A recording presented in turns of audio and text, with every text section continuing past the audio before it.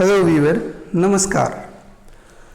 Computer chapter number 1 computer एक परिचय का आज 80 MCQ के आसपास इस वीडियो के माध्यम से हम लोग डिस्कस करेंगे। तो यदि आप इस चैनल पे नए हैं तो प्लीज़ चैनल को सब्सक्राइब कर दीजिएगा और वीडियो शुरू से अंत तक देखिएगा। पसंद आए तो इसे लाइक ज़रूर करें। तो चलिए आज का पहला क्वेश्चन हम लोग शुरू करते हैं। क्वेश्चन नंबर 1 है आपका कि कंप्यूटर में भेजे जाने वाले डेटा को कहते हैं। कंप्यूटर में भेजे जाने वाले डेटा को क्या कहते हैं?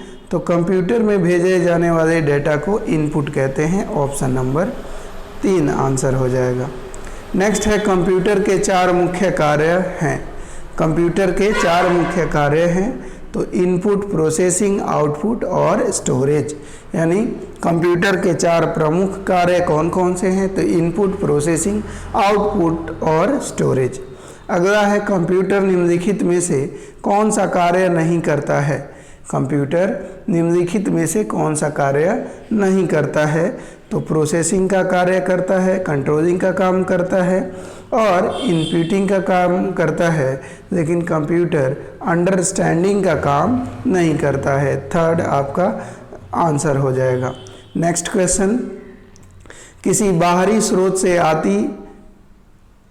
आती है और कंप्यूटर सॉफ्टवेयर में फीड की जाती है, उस सूचना को डैश कहते हैं।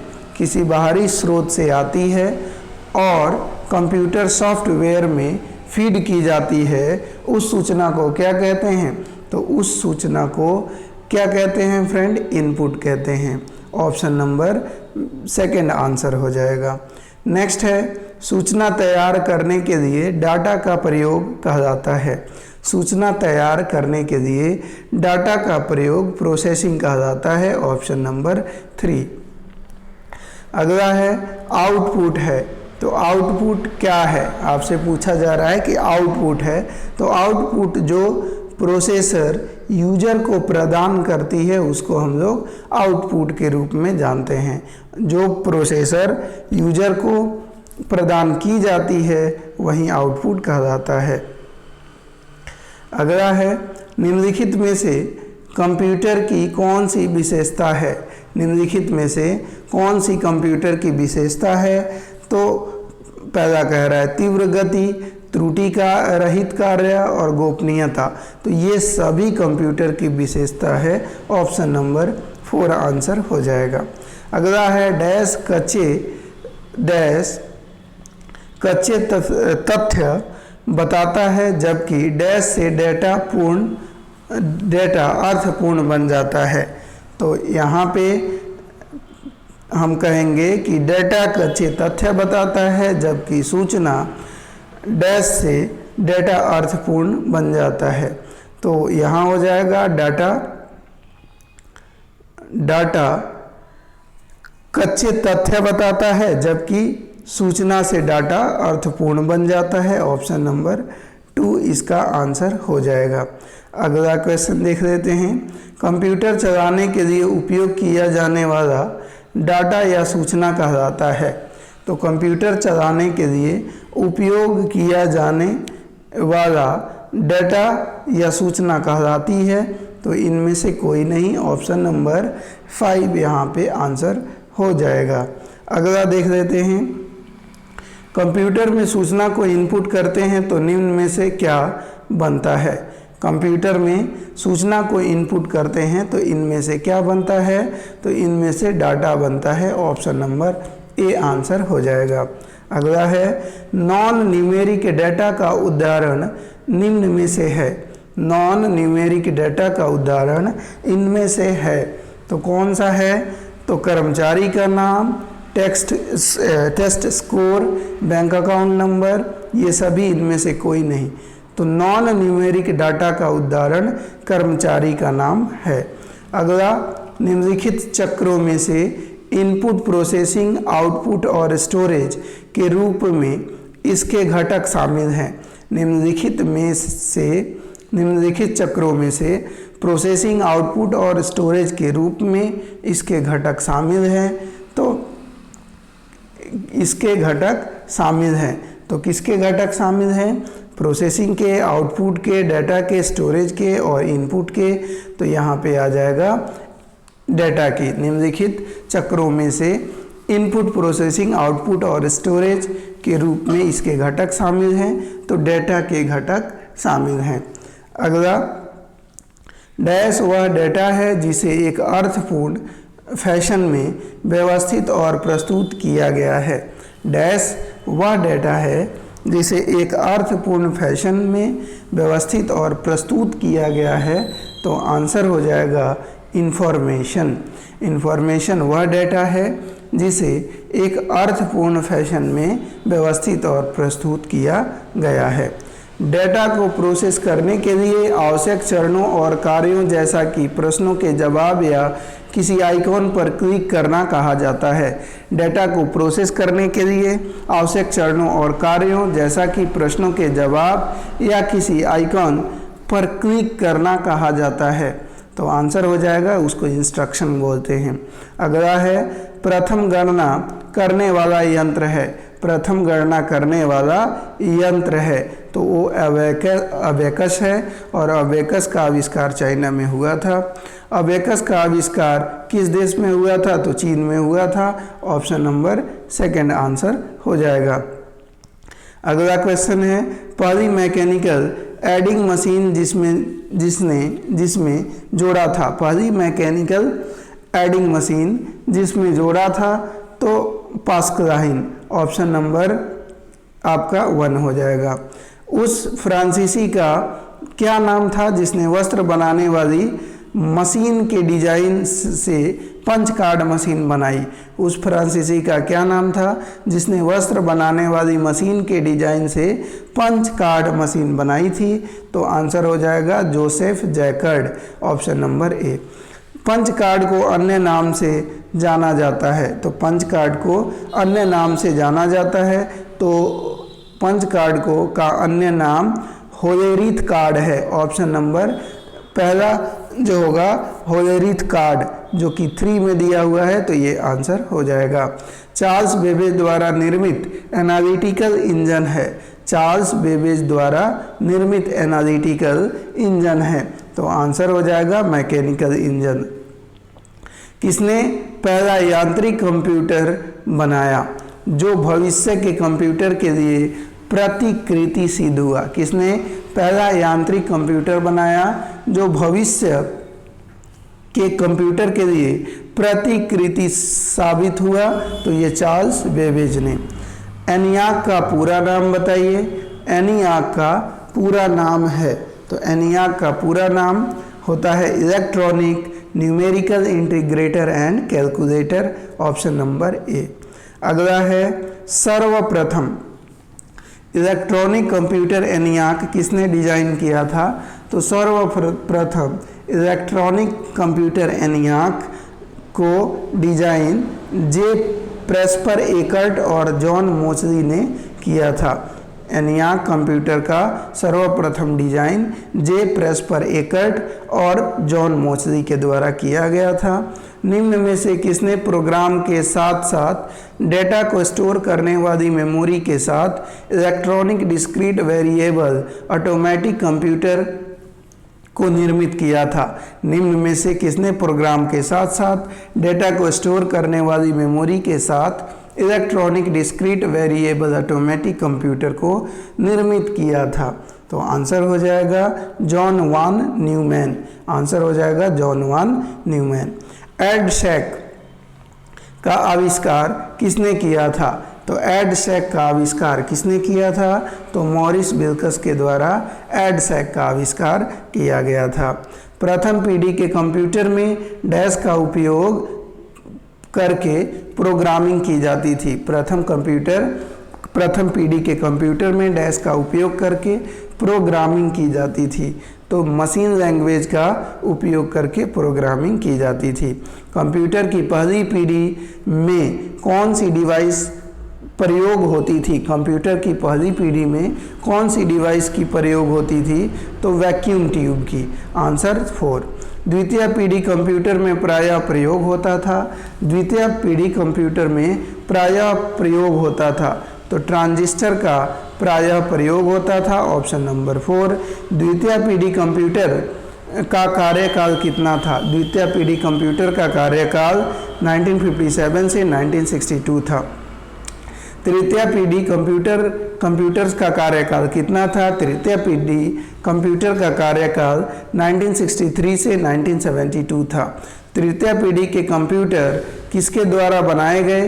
तृतीय पीढ़ी के कंप्यूटर किसके द्वारा बनाए गए? तो आईसी चिप्स, इंटीग्रेटेड चिप्स के द्वारा बनाए गए। तृतीय पीढ़ी के कंप्यूटर में प्रयोग होने वाली भाषा है, तो तृतीय पीढ़ी के कंप्यूटर में प्रयोग होने वाली भाषा है, तो कौन सी प्रयोग होने वाली भाषा है? COBOL, option number B. स्विचों के हजारों डैश से चिप्स बनती है, स्विचों के हजारों डैश से स्विच बनती है, तो स्विचों के हजारों ट्रांजिस्टर से चिप्स बनती है। आईसी बना है, आईसी बना है, आईसी किससे बना है? आपसे पूछा जा रहा है। आईसी बना है, तो आईसी जो है ट्रांजिस्टर से बना है। किससे बना है? ट्रांजिस्टर से आईसी बना है। कंप्यूटर की आईसी चिप्स के उत्पादन के लिए निम्न में से किसकी आवश्यकता होती है? कंप्यूटर की आईसी चिप्स के उत्पादन के लिए निम्न में से किसकी आवश्यकता होती है? तो आंसर आपका हो जाएगा सिलिकॉन की आवश्यकता होती है, ऑप्शन नंबर डी आपका आंसर हो जाएगा। इंटीग्रेटेड सर्किट चिप का विकास किसने किया है? तो आईसी का विकास किसके द्वारा किया गया है? तो जेएस किल्बी के द्वारा आईसी का आविष्कार किया गया है। इलेक्ट्रॉनिक्स में आईसी का पूर्ण रूप है, तो इलेक्ट्रॉनिक में आईसी का पूर्ण रूप है इंटीग्रेटेड सर्किट्स। इंटीग्रेटेड चिप्स या आईसी का उपयोग कंप्यूटर की किस पीढ़ी में शुरू किया गया था? तो आईसी का प्रयोग कंप्यूटर की किस पीढ़ी में शुरू किया गया था? तो तीसरी पीढ़ी में शुरू किया गया था। चौथी पीढ़ी में आने वाले पर्सनल कंप्यूटर में होता है, चौथी पीढ़ी में आने वाले पर्सनल कंप्यूटर में होता है, तो आंसर हो जाएगा माइक्रो प्रोसेसर। माइक्रो कंप्यूटर की शुरुआत किस पीढ़ी में हुई थी? तो माइक्रो कंप्यूटर की शुरुआत किस पीढ़ी में हुई थी? तो चतुर्थ पीढ़ी में। पांचवी पीढ़ी के कंप्यूटर की विशेषता है, पांचवी पीढ़ी के कंप्यूटर की विशेषता है कृत्रिम बुद्धि, आर्टिफिशियल इंटेलिजेंस। पांचवी पीढ़ी के कंप्यूटर्स के पास नहीं है, पांचवी पीढ़ी के कंप्यूटर के पास नहीं है वैक्यूम ट्यूब नहीं है, बाकी speech recognition, artificial intelligence, very large scale integration, ये सब है, लेकिन पांचवी पीढ़ी के कंप्यूटर के पास वैक्यूम ट्यूब नहीं है। पर्सनल कंप्यूटर किस श्रेणी के कंप्यूटर से संबंधित हैं? पर्सनल कंप्यूटर किस कंप्यूटर के श्रेणी से संबंधित है? तो आंसर हो जाएगा माइक्रो। एक पर्सनल कंप्यूटर को डैश की सभी कंप्यूटर ज़रूरतों को पूरा करने के लिए डिज़ाइन किया गया है। एक पर्सनल कंप्यूटर को डैश की सभी कंप्यूटर ज़रूरतों को पूरा करने के लिए डिज़ाइन किया गया है। आंसर हो जाएगा किसी व्यक्ति, ऑप्शन नंबर ए आंसर हो जाएगा। किसी व्यक्ति की सभी कंप्यूटर ज़रूरतों को पूरा करने के लिए डिज़ाइन किया गया है। निम्न में से कौन सा एक छोटा माइक्रो प्रोसेसर आधारित कंप्यूटर है जो एक समय में एक व्यक्ति द्वारा प्रयोग में लाया जाता है? निम्न में से कौन सा एक छोटा माइक्रो प्रोसेसर आधारित कंप्यूटर है जो एक समय में एक व्यक्ति द्वारा प्रयोग में लाया जाता है?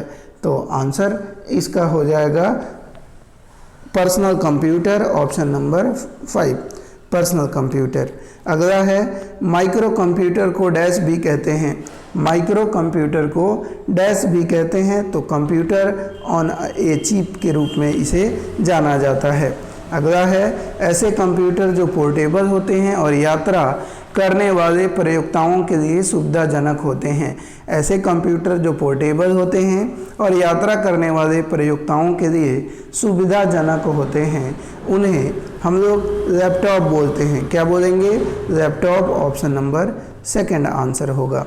निम्न में से किसे पोर्टेबल कंप्यूटर माना जा सकता है? निम्न में से किसे पोर्टेबल कंप्यूटर माना जा सकता है? तो पीडीए को पोर्टेबल कंप्यूटर के रूप में जानते हैं।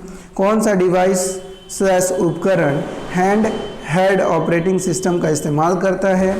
कौन सा डिवाइस स्लैश उपकरण हैंड हेल्ड ऑपरेटिंग सिस्टम का इस्तेमाल करता है?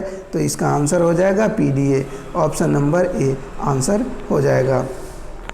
कई घरेलू उपकरणों में निर्मित छोटे और सस्ते कंप्यूटर किस प्रकार के होते हैं? कई घरेलू उपकरणों में निर्मित छोटे और सस्ते कंप्यूटर किस प्रकार के होते हैं? तो इसका आंसर हो जाएगा ये माइक्रो प्रोसेसर माइक्रो कंप्यूटर होते हैं, ऑप्शन नंबर 3।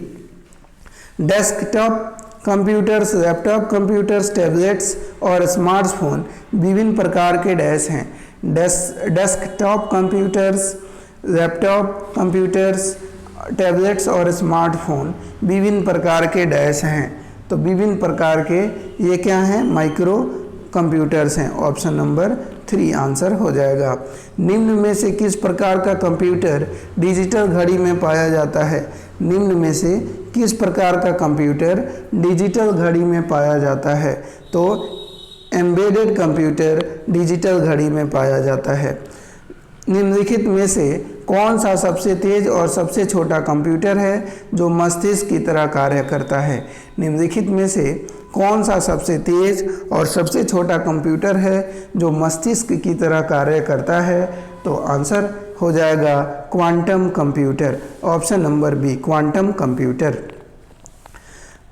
डैश अत्यधिक सूक्ष्म स्तर पर डिवाइसों का निर्माण करने हेतु नैनो स्ट्रक्चर्स के प्रयोग पर विचार करता है। डैश अत्यधिक सूक्ष्म स्तर पर डिवाइसों का निर्माण करने हेतु नैनो स्ट्रक्चर्स के प्रयोग पर विचार करता है।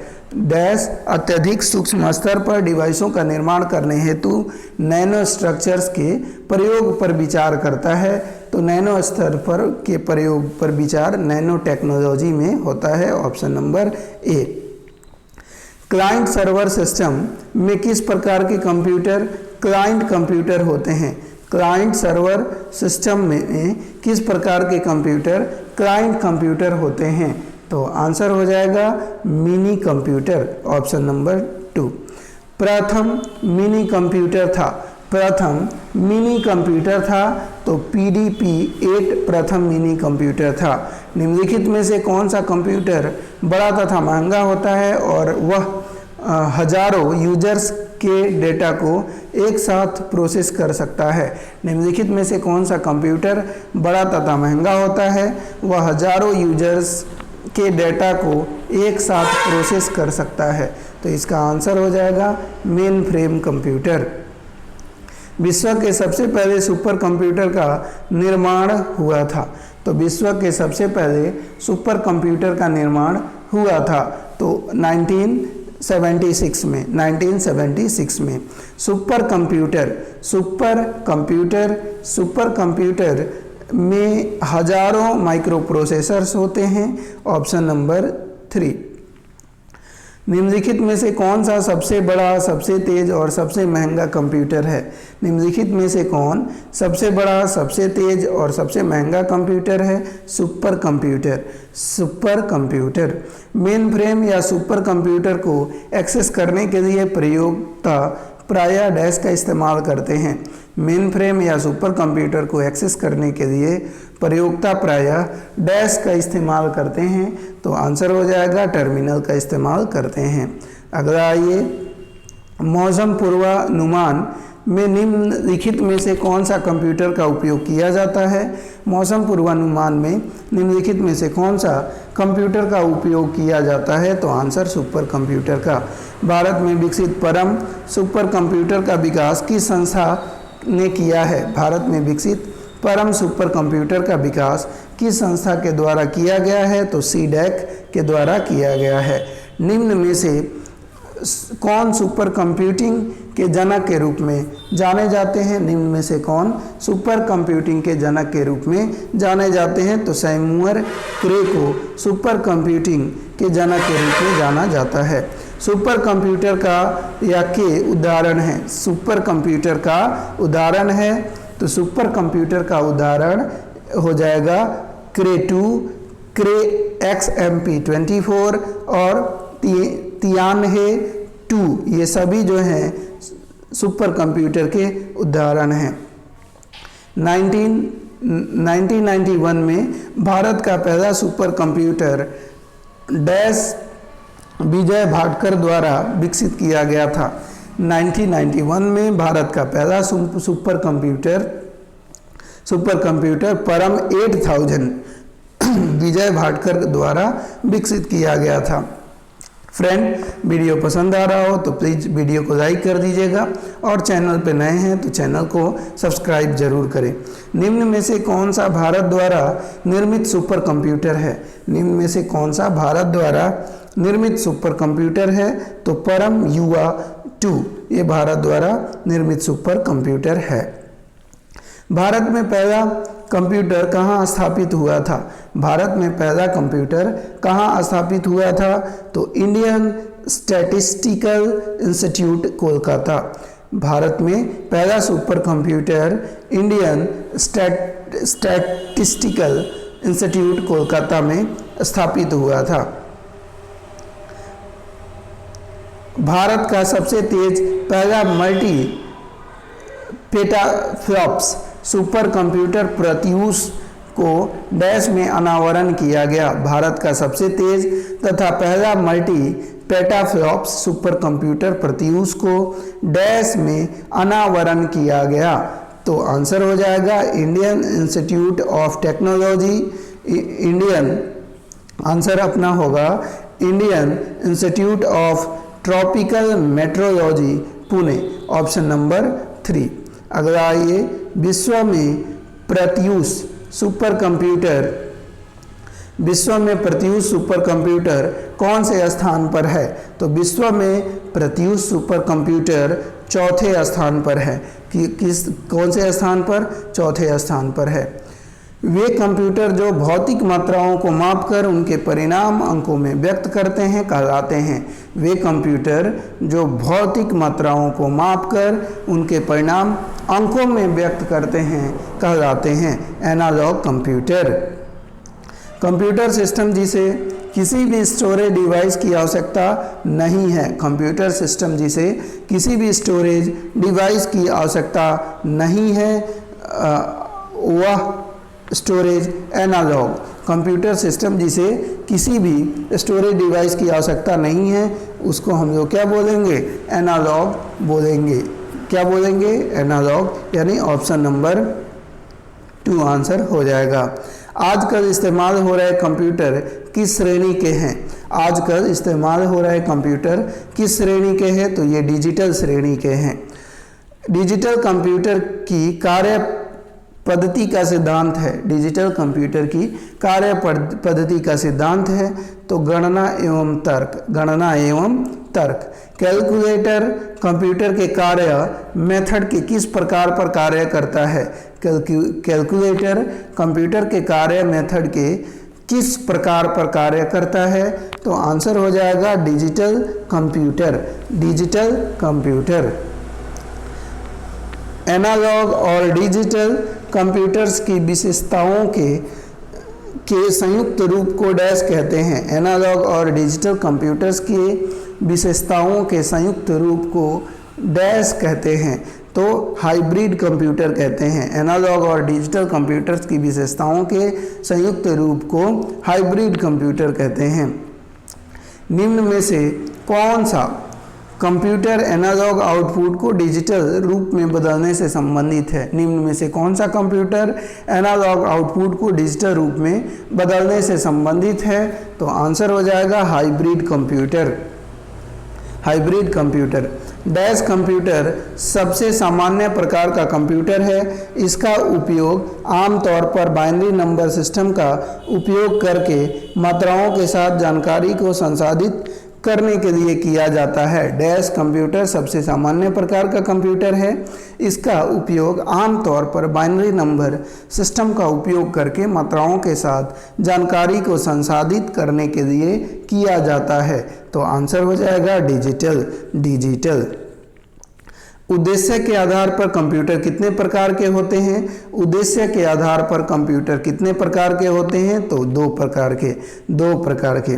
सामान्य उद्देश्य कंप्यूटर का प्रयोग किया जाता है। तो सामान्य उद्देश्य कंप्यूटर का प्रयोग जो है दस्तावेज तैयार करने में, डाटाबेस तैयार करने में। आंसर हो जाएगा दोनों में।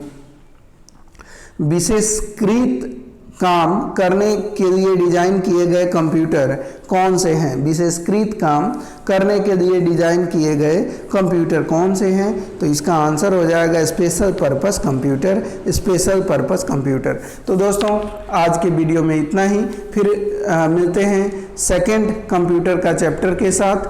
तब तक के लिए धन्यवाद। Take care. जय हिंद दोस्तों।